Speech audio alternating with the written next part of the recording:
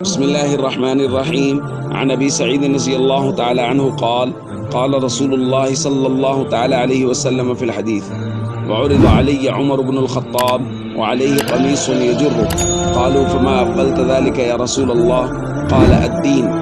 رواه البخاری۔ نبی کریم صلی اللہ علیہ وسلم نے ایک مرتبہ اپنا خواب بیان فرمایا بینا انا نائم رأیت الناس یعرضون علی، میں سویا ہوا تھا، میں نے دیکھا لوگ میرے اوپر پیش کیے جانے لگے۔ میں نے دیکھا علیہم قمص، لوگوں نے قمیص پہنے ہوئے ہیں، کچھ لوگوں کے قمیص ان کے سینے تک آ رہے ہیں، کچھ کے ان کے پیٹ تک آ رہے ہیں، کچھ کے اس سے بھی چھوٹے ہیں۔ اور عمر بن خطاب پیش کیے گئے تو میں نے دیکھا علیہ قمیص یجر، اتنا بڑا قمیص ہے کہ وہ زمین پر کھسکتا ہوا آ رہا ہے، پورا قمیص بڑا۔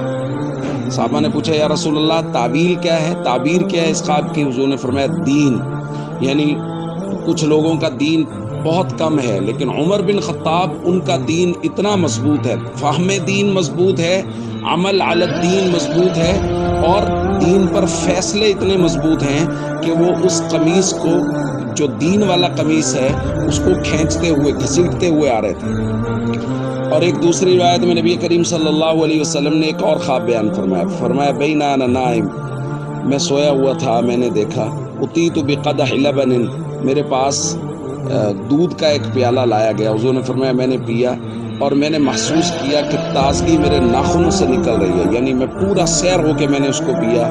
ثم اعطیت فضلی عمر بن الخطاب، پھر جو بچ گیا وہ میں نے عمر بن خطاب کو دے دیا۔ قالوا، صحابہ نے پوچھا یا رسول اللہ فما اولتہ، اس کی تعبیر کیا ہے؟ اس کی تعبیر کیا ہے؟ فرمایا العلم، حضور نے فرمایا اس کی تعبیر علم، یعنی علم اور دین۔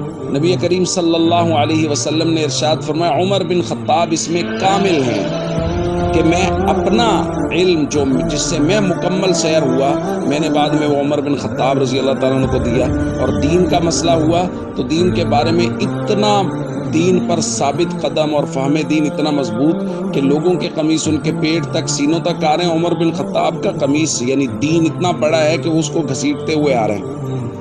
تو بھائیو دوستو، حضرت عمر رضی اللہ تعالیٰ عنہ سے کامل محبت رکھنی چاہیے، اور وہ لوگ جو حضرت عمر رضی اللہ تعالیٰ عنہ پہ بہتان بازیاں کرتے ہیں، الزام تراشیاں کرتے ہیں، اور وہ لوگ جو حضرت عمر رضی اللہ تعالیٰ عنہ کے بارے میں نازیبا جملے بولتے ہیں، ان سے بڑا بددین کون ہے اور ان سے بڑا علم دشمن کون ہے؟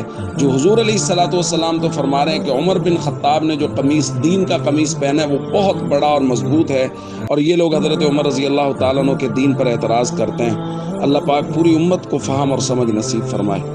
السلام علیکم ورحمۃ اللہ وبرکاتہ۔